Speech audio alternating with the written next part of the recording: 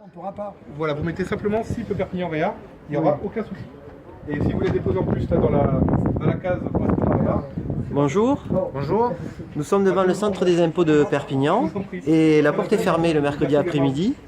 Je vois beaucoup de clients, si on peut appeler ça, de gens qui viennent et qui trouvent porte fermée. Par contre, on voit des drapeaux de la CGT, de syndicats. Qu'est-ce qui se passe en fait? Qu'est-ce que vous faites là? Effectivement, à compter du 9 mars, le centre des finances est fermé tous les mercredis après-midi et tous les vendredis après-midi. Donc c'est le fait de l'administration et de toutes les suppressions d'emplois successives que nous avons connues. Donc l'administration a mis en place ces fermetures. Au niveau national? Au niveau national, voilà. Donc nous, on s'est bien rendu compte que les contribuables sont en attente de renseignements, surtout en cette période de déclaration d'impôt sur les revenus. Et on voulait innover un peu dans notre action. On n'est pas en grève, on travaille, mais on est venu à la rencontre des contribuables, à la fois pour leur expliquer le pourquoi des fermetures de ces changements d'horaire, et aussi leur donner, si on peut, dans la mesure du possible, tous les renseignements qu'on peut leur donner. J'ai envie de dire, vous palliez au manquement du service public, mais c'est pas ça en fait. Vous marquez votre désaccord avec ces choix qui sont de mettre des gens à la porte et de fermer les bureaux ouverts au public.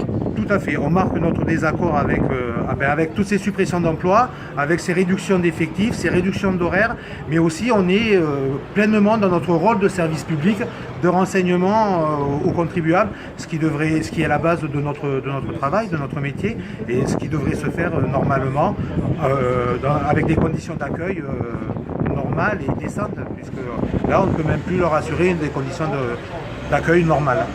D'accord, très bien. À côté de vous, j'ai monsieur, vous êtes à...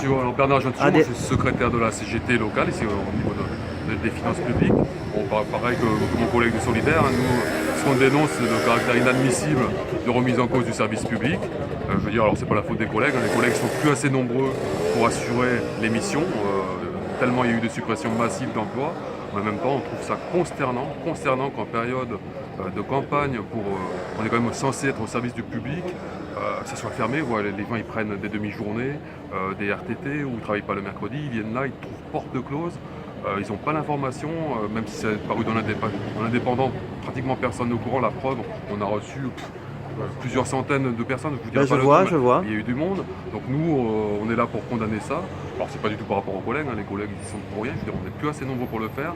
C'est vrai pour l'accueil physique, c'est vrai pour l'accueil téléphonique, on est pratiquement injoignable parce qu'il n'y a plus assez de personnes, et la direction continue à faire comme si de rien n'était. Ce qui est consternant également, c'est qu'il n'y a aucune organisation départementale, à savoir que Prades, ils font une vraie campagne d'impôt sur le revenu, c'est réussi, donc c'est quand même Prades et Serré, Perpignan, c'est pas qu'on parle. Et Perpignan, la direction, on ne sait pas pourquoi, a fait le choix de continuer à rester fermé les mercredis et vendredis après-midi.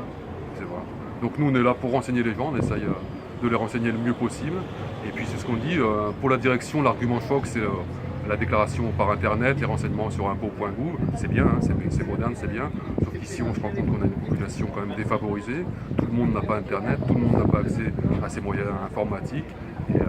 Et c'est pas suffisant, quoi. Ça ne comble pas la réception physique. Même si on a impôts.gouv, il y a des gens qui viennent quand même parce qu'ils ont un problème technique sur la fiscalité, c'est quand même relativement complexe. Donc, oui, on ne peut pas faire comme dans les banques, vous remplacer par des machines. C'est pas possible. Donc on décide de fermer les portes et puis... C'est un caractère un peu inhumain, quoi. Je veux dire, parce que là, il y a des gens qui travaillent au centre des impôts. Ça travaille, là. Les gens mais pas l'accueil, il n'y a rien pour l'accueil. Je veux dire, on ne peut pas recevoir au téléphone, recevoir physiquement, traiter les déclarations, le contentieux, il y a quand même tout un travail. Vous pouvez pas, mais parce vous le faites là. Parce qu'on n'est plus assez nombreux, on le fait aujourd'hui parce qu'on ne pourra pas le faire tous les jours. C'est parce qu'on ne peut plus vous payer, quoi.